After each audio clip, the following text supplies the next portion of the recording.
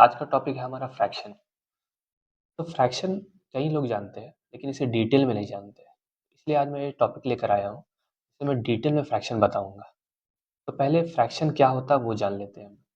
The fraction represent a part of a whole और more generally any number of equal parts. तो fraction क्या होता है? अगर नंबर जैसे नंबर है 2 या 10 या 250, कुछ भी नंबर है, तो ये पूरा पूरा नंबर है। 2 बुक्स, 10 पेन्स, 250 मोबाइल्स। लेकिन जब अगर मैं बात करूँगा टुकड़े का, टुकड़े नंबर को कैसे दिखा सकते हैं? तो वो फ्रैक्शन के ज़रिए से दिखा सकते हैं। तो फ्रैक्शन को देखिए एक्सप्रेस कैसे करते हैं, यानी दिखाते कैसे हैं? नंबर को कैसे लिखते हैं? A/B। जो लाइन के ऊपर वाला हुआ उसे कहते हैं न्यूमरेटर, और जो लाइन लाइन के नीचे वाला हुआ उसे कहते हैं डिनोमिनेटर। ठीक है? लेकिन एक्चुअली में ए किसको लिखते हैं, बी किसको लिखते हैं, और क्या होता है ये सब, ये जानेंगे एक डायग्राम के जरिए। एक डायग्राम के जरिए जानेंगे। तो देखिए यहाँ एक ग्रीन कलर का केक है, for an example this is a cake. अब क्या हुआ, ये केक है, केक का 2 टुकड़ा हुआ, एक बच्चा खा लिया एक टुकड़ा, करेक्ट, ये टुकड़ा, ठीक है। तो मुझे बताइए, एक टुकड़ा जो बच्चा खाया है उसको दिखाएंगे कैसे नंबर में? तो नंबर में कैसे दिखाएंगे? तो पहले एक लकीर खींच लेंगे, राइट। अब केक के कितने पार्ट्स है? तो 2 पार्ट्स है, 1 एंड 2। तो जितने पार्ट्स रहते हैं इक्वल पार्ट्स, वो क्या करते हैं हम लोग नीचे लिख देते हैं, यानी डिनोमिनेटर इसको कहते हैं। और कितना पार्ट वो बच्चा खाया है, तो ये जो शेडेड है ब्लू ब्लू कलर का, उसको हम लोग 1 लिख दिए, तो ये बन गया 1/2। यही है फ्रैक्शन। अब चलिए नेक्स्ट एग्जांपल देखते हैं हम लोग। नेक्स्ट एग्जांपल में है, अब वही केक का मान लीजिए कोई और केक है, एक पार्ट कोई खाया, ठीक है, एक पार्ट खाया, तो इस एक पार्ट को कैसे हम लोग दिखा सकते हैं फ्रैक्शन में? फ्रैक्शन भी एक्चुअली एक नंबर ही है, ठीक है। पहले एक लकीर खींचेंगे। अब कितने इक्वल पार्ट्स हैं? 1 2 3 4, 4 इक्वल पार्ट्स है, तो नीचे डिनोमिनेटर में आप 4 लिख दीजिए। अब कितने पार्ट खाया गया है? तो 1 पार्ट खाया गया है, तो 1 यहाँ लिख देंगे। अब देखिए यहाँ पे भी वही चीज़ है, ठीक है। अब लेकिन देखिए यहाँ पे क्या हो रहा है, जैसे फॉर एन एग्जांपल एक घड़ी है, तो घड़ी में कितने बजता है? 12 बजता है। 1 2 3, फॉर एग्जांपल 12 से लेकर 3 तक कितना घंटा हुआ? 3 घंटा हुआ, राइट, ठीक है। टोटल 12 घंटा है। अब ज़रूरी नहीं केक का बात ही करूँगा मैं, यहाँ पे कुछ भी बात कर सकते हो आप। जैसे मैं एक घंटे का बात करूँ तो टोटल 12 घंटा हुआ एक क्लॉक में। तो 12 घंटा में एक बच्चा पढ़ा है, ये 3 घंटा पढ़ा। कितना घंटा पढ़ा? 3 घंटा पढ़ा, ठीक है। वो रिप्रेजेंट अगर मैं करूँगा, ये आवर्स है, घंटा, ठीक है। इसको रिप्रेजेंट मैं करना चाहूँ अगर फ्रैक्शन में, घंटे को, जितना घंटा वो बच्चा पढ़ा है, तो पहले टोटल कितना घंटा है? तो 12 घंटा है, ठीक है। और 12 घंटे में वो 12 से लेकर 3 कितना घंटा हुआ? 3 घंटा हुआ, तो 3 ऐसे मैं लिख सकता हूँ, ठीक है। अब नेक्स्ट एग्जांपल भी देख लीजिए आप लोग। फॉर एग्जांपल कोई भी चॉकलेट है, तो ये चॉकलेट का 8 पीस है, ठीक है। 1 2 3 4 5 6 7 8, राइट। 8 पीस में कोई कुछ पीस खा गया, ठीक है। सपोज दैट 3 पीस खा लिया, तो कितना बचा? तो मैं लिख सकता हूँ, पहले एक लाइन लकीर खींचिएगा, ठीक है। टोटल पार्ट्स कितना है? 8। 8 नीचे लिखा था हमेशा डिनोमिनेटर, और कितने पार्ट्स खाया गया है, तो कितना लिख दूं मैं? 3। तो इसे कैसे पढ़ा जाएगा? तो 3/8, कैसे? 3/8। नेक्स्ट टॉपिक है हमारा types of fraction. Types of fraction जानना बहुत ज़रूरी है। फ्रैक्शन कितने टाइप्स के होते हैं? यहाँ मैं पढ़ूंगा पहला प्रॉपर फ्रैक्शन। प्रॉपर फ्रैक्शन किसे कहते हैं? तो हम लोग पिछले पेज में पढ़े थे, वो था न्यूमरेटर के बारे में और डिनोमिनेटर के बारे में। तो प्रॉपर फ्रैक्शन किसे कहते हैं? देखिए, कभी न्यूमरेटर छोटा रहता है, कभी न्यूमरेटर बड़ा हो सकता है डिनोमिनेटर से, या इक्वल भी हो सकता है। ठीक है, तो जब numerator less than the denominator, जब न्यूमरेटर छोटा छोटा होता है, जब न्यूमरेटर छोटा होता है डिनोमिनेटर से, फॉर एग्जाम्पल 2/3, या कोई और एग्जाम्पल में ले 1/4 या 11/, इन सभी में आप एक चीज चेक कर रहे हो कि न्यूमरेटर क्या है, छोटा है, न्यूमरेटर क्या है, छोटा है, न्यूमरेटर क्या है, छोटा है। तो न्यूमरेटर जहाँ छोटा रहे, यानी लेस रहे डिनोमिनेटर से, तो उसे क्या कह रहे हैं? Proper fraction. ठीक है, तो जैसे मान लीजिए इस डायग्राम को मैं ले रहा हूँ, एक स्क्वायर है, वो 4 टुकड़ा में बटा हुआ है, 4 पार्ट्स में बटा हुआ है। तो इस चारों पार्ट्स में से एक पार्ट्स को मैं शेड कर दे रहा हूँ। तो शेडेड पोर्शन जो है हमारा, ठीक है, उसका फ्रैक्शन लिखूंगा।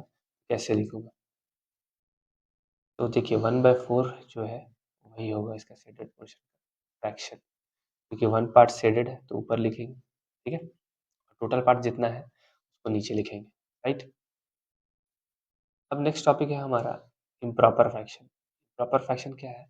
The numerator is greater, numerator बड़ा रहेगा।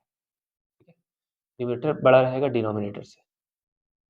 ठीक है, तो न्यूमरेटर अगर बड़ा रहेगा डिनोमिनेटर से तो कैसे इसको लिखेंगे? कैसे?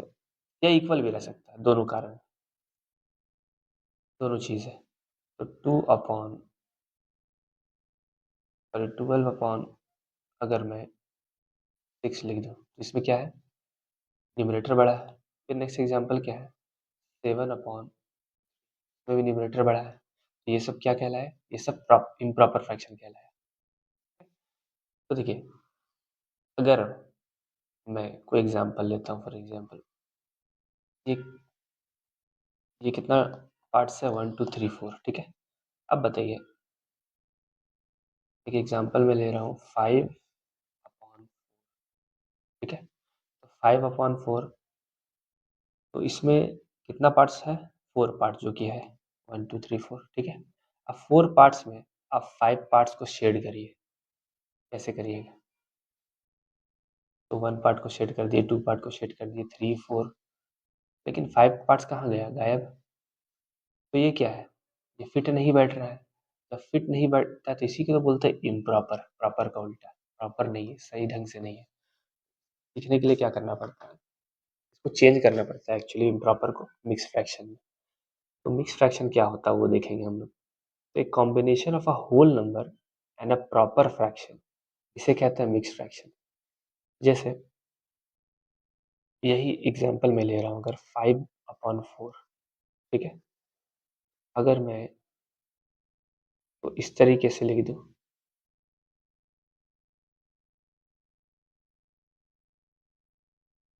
1/4 क्या हो गया? 1/4, तो 1 जो नंबर है हमारा, ठीक है, 1 जो नंबर, ये पूरा नंबर है। ठीक है, और 1/4 है, ये फ्रैक्शनल नंबर है। इसीलिए कहा गया है combination of whole number and a proper fraction, इसे कहते हैं मिक्स फ्रैक्शन। तो एक होल नंबर है, होल नंबर को डब्ल्यू से रिप्रेजेंट कर दे रहा हूँ, और 1/4 क्या है? Fraction number. ठीक है, अब देखिए आप 5/4 जो है, इसको हम लोग कैसे रिप्रेजेंट करते हैं? तो एक होल नंबर 5/4 ही बन गया कहाँ? 1/4। ठीक है, तो देखिए एक पूरा केक, क्या है ये? एक पूरा केक बन गया।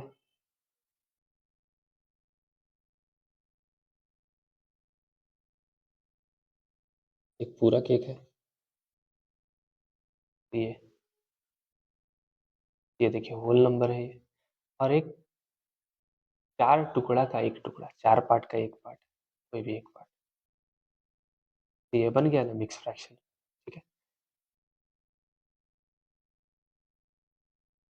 अब नेक्स्ट टॉपिक में जाएंगे हम लोग, लाइक फ्रैक्शन।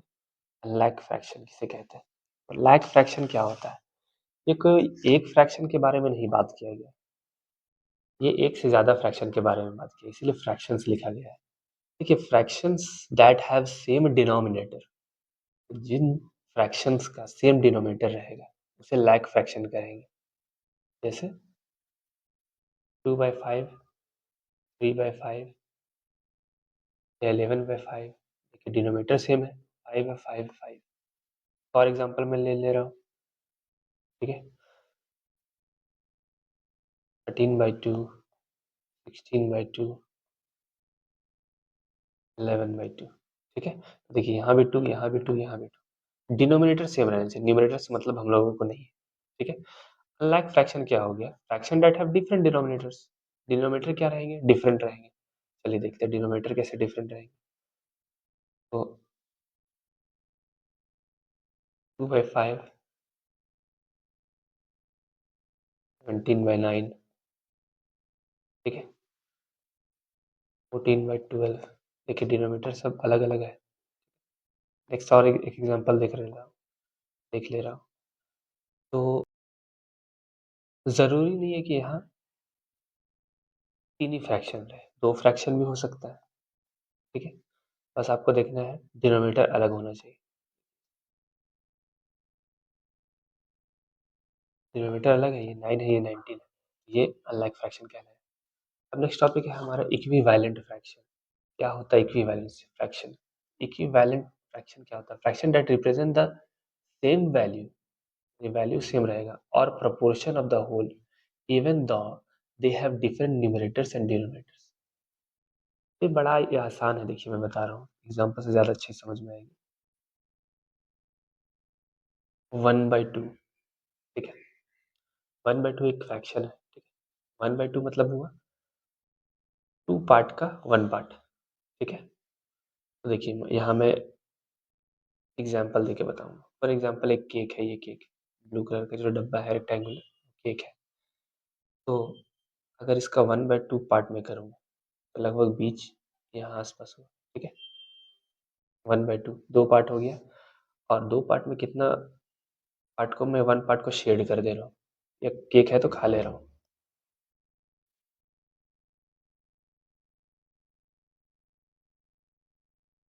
ठीक है।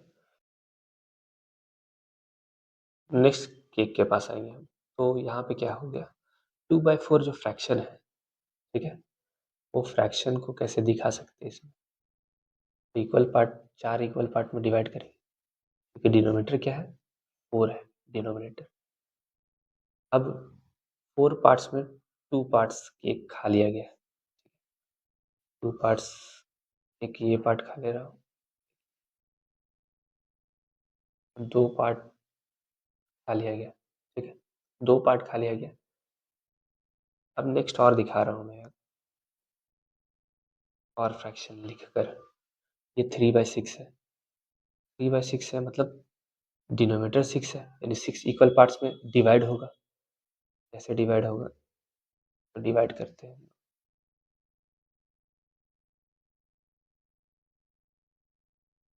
6 इक्वल पार्ट में डिवाइड हो गया, और 3 पार्ट्स खाया गया है, ठीक है, तो 3 पार्ट्स खाया गया, इसे मैं शेड कर दे रहा हूँ, ठीक है।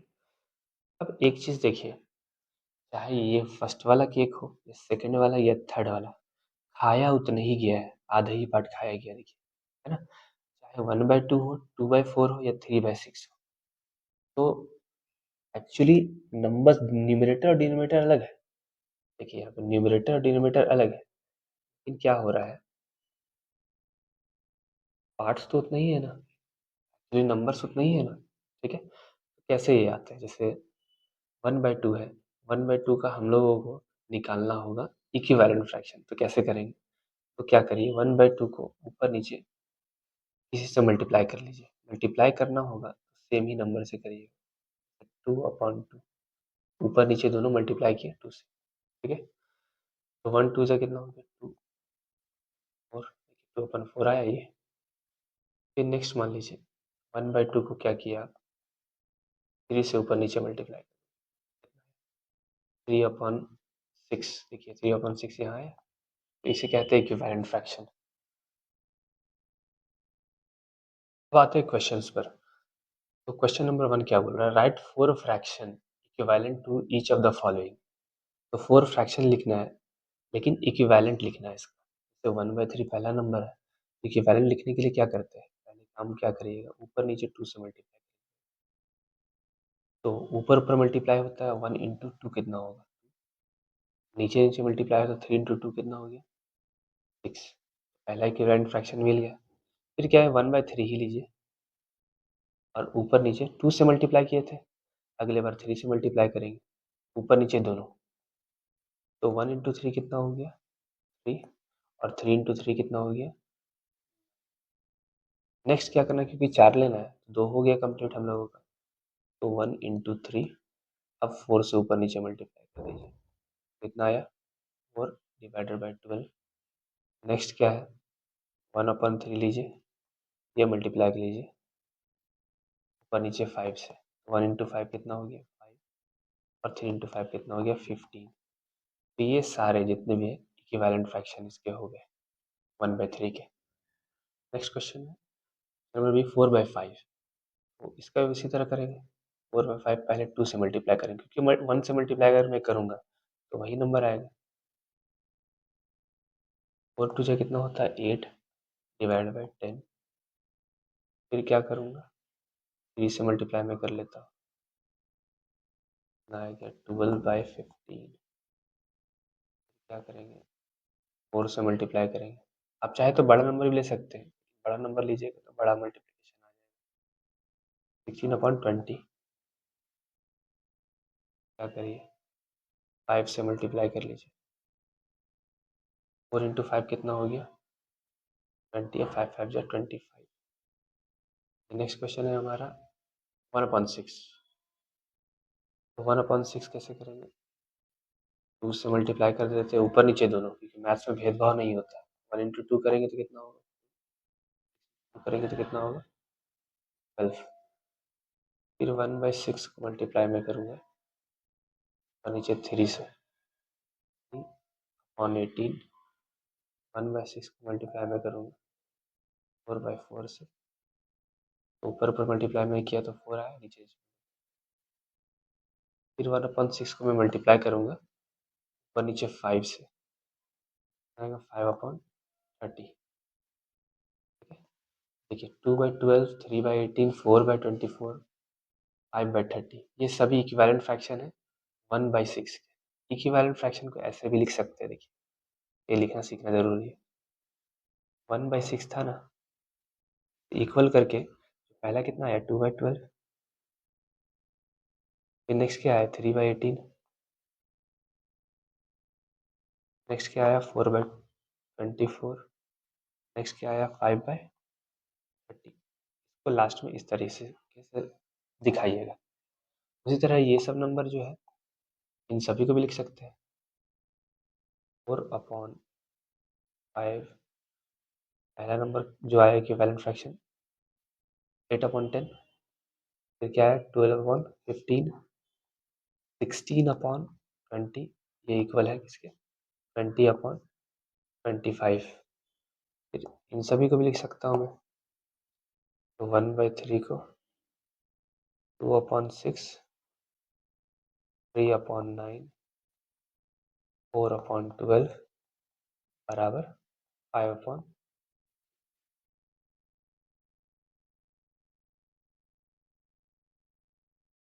क्वेश्चन नंबर डी है 2/11। 2/11 में लिखूंगा ऊपर नीचे 2 से मल्टीप्लाई, कितना होगा, 4/22।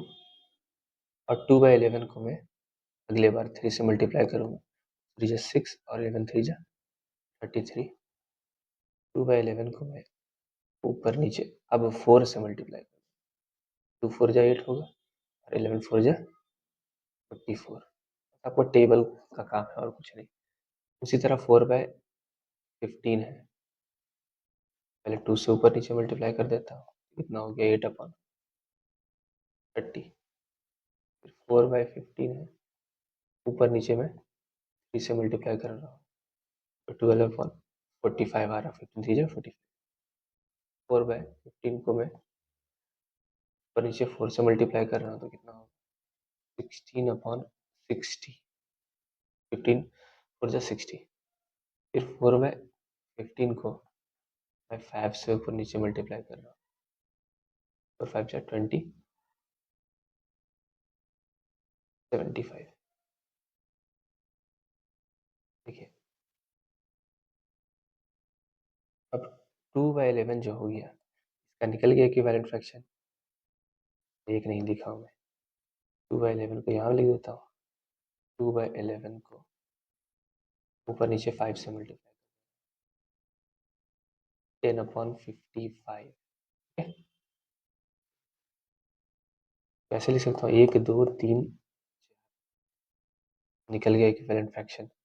2/11 को मैं कैसे लिख सकता हूँ, बराबर कर कर 4/22 इसके बराबर है 6/33, ये किसके बराबर है 8/44 के बराबर है 10/55। और जब मैं 4/12 का लिख रहा हूँ, चलिए इसको ऊपर ही लिख देता हूँ, इसके बराबर है 8/30, इसके बराबर है 12/55, इसके बराबर है 16/60, इसके बराबर है 20/70। ठीक है, नेक्स्ट क्वेश्चन देखिए, फिल इन द ब्लैंक्स। अब ये बड़ा इंपॉर्टेंट हो जाता है। ठीक है, इसमें क्या करना है आपको, देखिए ये इक्वल दिया हुआ, मतलब इक्विवेलेंट फ्रैक्शन है, ये भी और ये भी इक्विवेलेंट फ्रैक्शन है, तो कैसे भरा जाए इसमें, ये जो खाली है। तो पहला में दिया हुआ है 1/5, दूसरा में न्यूमरेटर दिया ही हुआ है नहीं है, डिनोमिनेटर दिया हुआ है। तो क्योंकि ये इक्वल है, हम लोग देखे पिछले बार में क्या किए, इक्विवेलेंट फ्रैक्शन के लिए मल्टीप्लाई किए थे। ठीक है, तो इसमें क्या करेंगे, यहाँ से रिलेशन देखेंगे जिन का दिया हुआ होगा, जैसे डिनोमिनेटर का दिया हुआ, इसका भी डिनोमिनेटर, इसका भी डिनोमिनेटर। तो 520 कैसे बन गया, मल्टीप्लाई होता है यहाँ, 5 में कितना मल्टीप्लाई करेंगे जो 20 होगा, 4 मल्टीप्लाई किए। अब एक बात मैंने बताया है, फ्रैक्शन में जो नीचे डिनोमिनेटर और न्यूमरेटर दोनों को एक ही से मल्टीप्लाई या डिवाइड करिए। तो 1 को भी मैं 4 से अगर मल्टीप्लाई करता हूँ, कितना आ जाएगा, 1 4 जा 4। तो ये आ गया पहला आंसर। चलिए नेक्स्ट देखते हैं, 3/4। तो जो दिया हुआ रहेगा उससे रिलेशन हम लोगों को निकालना है। 4 और 24 दिया हुआ है, 4 को मल्टीप्लाई अगर 6 बार में मैं करूँ, वो 6 से 24 आता है, तो 3 को भी 6 से मल्टीप्लाई करना होगा ना। 3 6 जा कितना होता है 18, यहाँ 18 आ गया। अब देखिए सी नंबर भी बड़ा आसान है, 3 और 24 देखेंगे, कि जो दिया हुआ रहेगा उसी से कुछ कर सकते हैं हम लोग। 3 में कितना मल्टीप्लाई करेंगे जो 24 आ जाए, 8 बार। 2 को वही 8 बार मल्टीप्लाई करेंगे, 2 8 जा 16। उनमें अब क्या करेंगे, डी नंबर में 14 है, यहाँ 7 है, तो 14 मल्टीप्लाई हुआ होगा 7 से, नहीं, तो 14 डिवाइड हुआ होगा।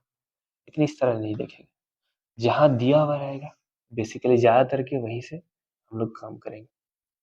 तो 1/7 है, तो नीचे डिनोमिनेटर 7 है, और डिनोमिनेटर इसका क्या है जो नहीं दिया हुआ 14 है, न्यूमरेटर जो नहीं दिया हुआ उसका डिनोमिनेटर क्या है 14। तो 7 से 14 जो हम लोग आए, तो बढ़ गया, मतलब मल्टीप्लाई हो रहा है। अब रास्ता इधर से हो रहा है, 7 से 14 जा रहा है। ठीक है, 7 को 2 से मल्टीप्लाई किया तो 14 आया, तो 1 को भी 2 से मल्टीप्लाई करिए, 1 को भी क्या करिए आप 2 से मल्टीप्लाई करिए। ठीक है,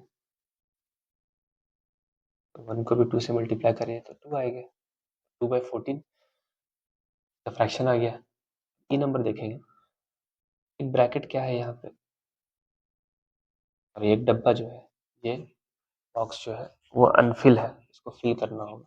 7 7 है, यहाँ 28 है, ये दिया हुआ था। 7 में क्या मल्टीप्लाई करेंगे 28 आएगा, हम लोग पता 4 मल्टीप्लाई करेंगे, है ना। लेकिन क्या नंबर लेंगे जो मल्टीप्लाई करेंगे 24, मल्टीप्लाई करेंगे 4 से, 7 को 4 से मल्टीप्लाई किए 28 आया, इसको भी 4 से मल्टीप्लाई करना होगा ना। तो 4 को किससे मल्टीप्लाई करिएगा जो 24 आ जाए, तो 4 को मल्टीप्लाई 6 से करिएगा तो 24 आ जाएगा, आ गया हमारा 6। एफ नंबर देखिए, अब जो दिया हुआ रहता है, जैसे दोनों को न्यूमरेटर इस बार दिया होगा, बनाना नहीं बड़ा आसान है। जो काम हम लोग डिनोमिनेटर का किए वही काम हम लोग न्यूमरेटर का करेंगे। तो 9 में क्या मल्टीप्लाई करेंगे, 9 में 2 मल्टीप्लाई किए 13 आ गया। 27 में भी 2 मल्टीप्लाई किए कितना आया, 54 इज योर आंसर। ठीक है, अब देखिए जी नंबर, 20/31 इज इक्वल टू, कुछ नहीं दिया न्यूमरेटर में, डिवाइड बाय 93। तो जो दिया हुआ रहता है 31 और 93 दिया हुआ है, तो यहाँ साफ साफ दिख रहा है 31 3 जा कितना होता है 93। ये करके देख लीजिएगा, 31 3 जा 20 को भी 3 से मल्टीप्लाई होगा ना, ये 60 आ जाएगा। इस नंबर देखिए, 11 बाय डिनोमिनेटर में कुछ नहीं दिया हुआ इज इक्वल टू 33/39। ठीक है, तो क्या करिए, 11 को 3 से मल्टीप्लाई करेंगे 33 होगा, तो ये बॉक्स वाला जो है इसको भी 3 से मल्टीप्लाई करना होगा, 39 आ जाए। ठीक है, कैसे करेंगे देखिए, 3 को किस नंबर से मल्टीप्लाई करिएगा तो 39 आ जाए। तो 3 का टेबल में 39 आता है, लेकिन 3 टेंजा ही तक हम लोग जानते हैं, 3 टेंजा कितना होता है 30, यहाँ 39 है। तो देखिए इस केस में थोड़ा सा हम लोगों को अलग काम करना होगा। अब तक हम लोग इस्तेमाल करते आए मल्टीप्लिकेशन, तो मल्टीप्लिकेशन का उल्टा ही होता है डिवीजन। ठीक है, तो देखिए कैसे करिएगा। तो अब इधर से इधर चलिए, पहले इधर से इधर जा रहे थे मल्टीप्लाई की ओर, मल्टीप्लाई का उल्टा क्या होता है डिवीजन। तो 33 11 कैसे बना, तो 33 को 11 से क्या करिए आप, डिवाइड करिए, डिवाइड करिए, 11 3 जा कितना हुआ 33।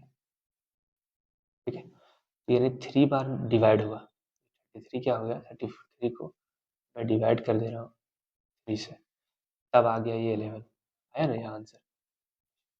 तो 39 को भी 3 से डिवाइड होना होगा, चलिए डिवाइड करके मैं देखता हूँ। 39 3 1 बार में 3 है, 3 3 से कितना हो गया 9। जो लोग टेबल जानते हैं वो ऐसे ही कर लेते हैं, कोई बात नहीं।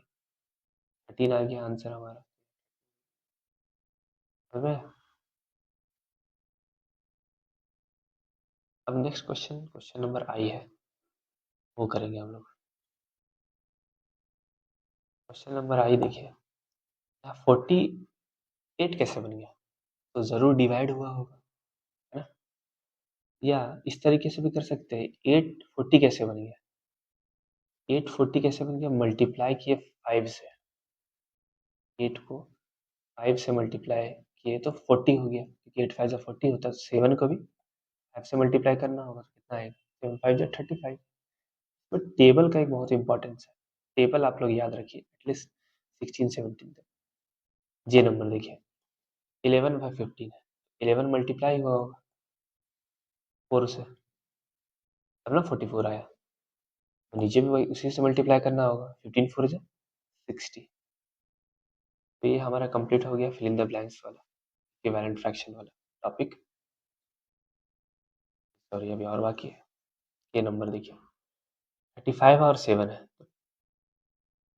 तो 35 से 7 जा रहे हैं तो डिवाइड हो रहा है, ये 7 से मल्टीप्लाई करना होगा तब 35 बनेगा, तो 7 को 5 से मल्टीप्लाई कर दे रहे हैं, तो लेकिन ये नंबर तो कुछ दिया ही हुआ नहीं है, करेंगे हम लोग मल्टीप्लाई। देखिए 7 को 5 से मल्टीप्लाई करें तो 35 हो जा रहा है, तो ये नंबर को भी 5 से मल्टीप्लाई करना होगा। अब बताइए 5 को कितना से मल्टीप्लाई करिएगा जो आपका 50 आ जाए, तो 5 को मल्टीप्लाई करना होगा 10 से, 50 आ जाएगा, 7/10 आ गया करंट फ्रैक्शन। देखिए 16 में कितना, सॉरी 64 देखेंगे जो दिया हुआ रहता है, 64 को डिवाइड करेंगे तो 4 आएगा, क्योंकि नंबर कम करना है, कम करने के लिए डिवाइड करते हैं। कितना से करेंगे, जैसा कि मैं पहले ही बताया मल्टीप्लिकेशन भी कर सकते थे, 4 को कितना मल्टीप्लाई करेंगे 64, तो समझ में नहीं आ रहा है, 4 के टेबल में 40 10 बार में आता है सबको, तो मुश्किल है, तो आप रिवर्स प्रोसेस करिए। 64 जो है ना, 64 को 4 बनाने का कोशिश करिए। 64 को 4 कैसे बनाइएगा, तो डिवाइड करके, तो किससे डिवाइड करेंगे ये मसला है। 64 को 4 से डिवाइड करिए ना, तो मेहनत करना पड़ेगा। 4 1 जा, पीछे 4 आ गया, ये 4 6 जा 24, 16 से डिवाइड किए तो आया कितना, 4 आया। अब 16 को भी 16 से डिवाइड करिए तो कितना आ जाएगा, 1 आ जाएगा। ठीक है, next question, question number 7 by 11 is equal to 42। ये भी बड़ा आसान है। 7 को कितना से मल्टीप्लाई करिएगा, पता 7 6 जा 42 होता है, 11 6 जा कितना होता है, 66। आंसर आप देखिए, क्वेश्चन नंबर ये कितना है, 55 है बाई 60 है जो दिया हुआ है हमारे पास, जो नहीं दिया हुआ न्यूमरेटर कुछ नहीं है, और यहाँ क्या है, 12 है। ठीक है, तो 12 में कितना मल्टीप्लाई करिएगा जो 60 आ जाए। ठीक है, 12 में मल्टीप्लाई करिएगा 5, 60 आ जाएगा, 12 5 जा 60। तो ये जो डब्बा दिया हुआ होगा, कुछ भी नंबर होगा, अभी पता नहीं है हमें, उसको भी मल्टीप्लाई करना होगा 5 से, क्योंकि मैंने बताया है कि वैल्यू फ्रैक्शन में क्या करते हैं, ऊपर नीचे दोनों को सेम नंबर से मल्टीप्लाई या डिवाइड कर सकते हैं। तो बताइए 5 मल्टीप्लाई बाय कितना होगा डब्बा में, 5 को किससे मल्टीप्लाई करेंगे जो 55 आ जाए, 11 से। आंसर आ गया। क्वेश्चन नंबर ओ, 14 बाई 15 है इज इक्वल टू, न्यूमरेटर नहीं दिया हुआ है लेकिन डिनोमिनेटर दिया हुआ है, जो दिया हुआ है तो उसी से रिलेशन निकालते हैं। 15 के टेबल अगर पढ़ेंगे, 15 7 का कितना होता है 105, तो 7 को नीचे से मल्टीप्लाई किए, सॉरी 15 को 7 से मल्टीप्लाई किए, 14 को भी 7 से मल्टीप्लाई करेंगे तो 14 7 जा